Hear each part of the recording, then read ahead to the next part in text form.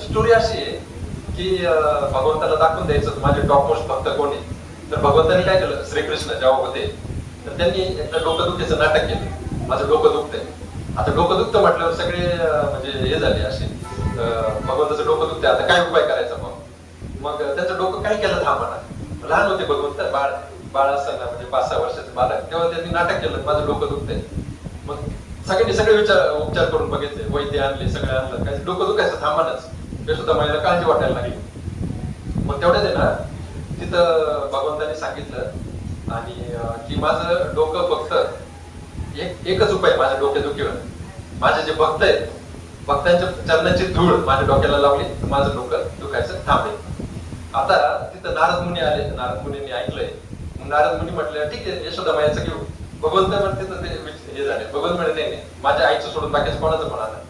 मग नारद मुनी काय केले, नारद मुनी नंतर आश्रम सांगितलं तर भरपूर भक्तांकडे गेले, ते म्हणजे भरपूर लोकांकडे गेले, देवतांकडे गेले, इंद्रांकडे गेले, सगळीकडे गेले आणि सगळ्यांना सांगितलं की तुम्ही तुमचे पायाचे धूळ द्या, भगवंताचं डोकं दुखतंय तर त्यांचं डोकं दुखायचं थांबवायचंय.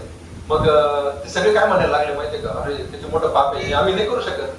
कारण आपल्या पायाची धूळ भगवंताला लावणं म्हणजे अनंत काळासाठी तुम्ही नरकाचा वास घेणं, म्हणजे नरकामध्ये वास करणं, असं अशा प्रकारची आम्हाला शिक्षा भोगावं लागेल. नाही बाबा आम्ही नाही देऊ शकत. भगवान आमचे पाय म्हणजे बघा आपले पाय आपण भगवंताला कधी लावतो का, नाही लावत नाही. मग हे त्याचाच प्रकार आहे ना, धूळ देणं म्हणजे काय, आपला पाय भगवंताला लावणं, भगवंताला लात मारणं. त्याचे जास्त उदाहरण नाही आपल्या शास्त्रामध्ये, तर प्रभुमणी वगैरे ते आहेत, पण मग ते एक काय म्हणतात ते एक्सेप्शन आहे. तर मग तिथं अशा प्रकारे सगळ्यांनी नाकारलं. नारद मुनी म्हणजे विचार करायला लागले की आता काय करायचं, कोणाकडे जायचं. मग भगवंताकडे झाले, भगवंताला म्हटले की कुणीच द्यायला तयार नाही, पायचे डोक्याला लावायला कुणीच तयार नाही. तर मग भगवंत म्हणे एक काम कर, तू गोपींकडे जा, जे गोपी आहेत तिथं गोपींकडे जा. मग गोपी बघ ते काय म्हणतात.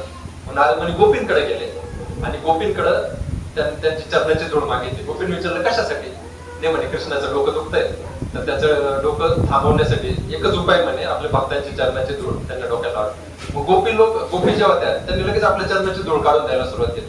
आता नारदांना काय वाटलं, यांना शास्त्राचं नॉलेज नाही बरं काय, कारण शास्त्राचं नॉलेज असतं तर यांनी ते चरणाची धूळ दिली नसते. कारण शास्त्राचं नॉलेज मध्ये काय सांगितलं, तुम्ही भगवंताला पाय मारले तर तुम्ही अनंत काळासाठी नरक यातना भोगणार. नारद म्हणजे तुम्ही काय करताय, तुम्हाला माहितीये का, तुम्ही जर तुमच्या चरणाची धूळ भगवंताला जर दिली लावायला तर तुम्ही अनंत काळासाठी नरक यातना भोगणार, तुम्हाला माहित नाही काय.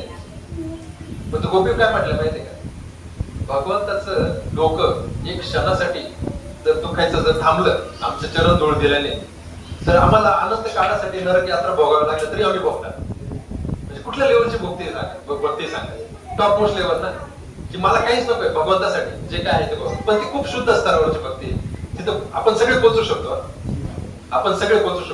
आपल्याला तेवढा प्रयत्न करावा लागला. म्हणजे ती आपल्या आवाकाच्या बाहेर नाही, कारण तो आपला धर्म आहे. आपलं जे काय म्हणतात नॅचरल स्वभाव जो आहे, नैसर्गिक स्वभाव आत्म्याचा, भगवंताची भक्ती, आपण त्या स्टेजवरून इथं आलेलो आहे. आपल्याला परत त्या स्टेजला जायला एवढं अवघड नाही, फक्त आपण मनापासून आपण निर्धार केला पाहिजे. हरे कृष्णा कृष्णा कृष्णा हरे हरे, हरे राम राम राम हरे हरे. अशा प्रकारे आपण जर भक्ती केली तर त्याचा आपल्याला निश्चितच अशा प्रकारे फायदा होईल. अशी भक्ती आपण करायचा प्रयत्न आता जमणार नाही, लगेच जमणार नाही. आता उठलो आणि लगेच उद्या शुद्ध भक्त झालो, त्यासाठी प्रोसेस आहे. पण ती प्रोसेस भक्तीमुळे इझी होते.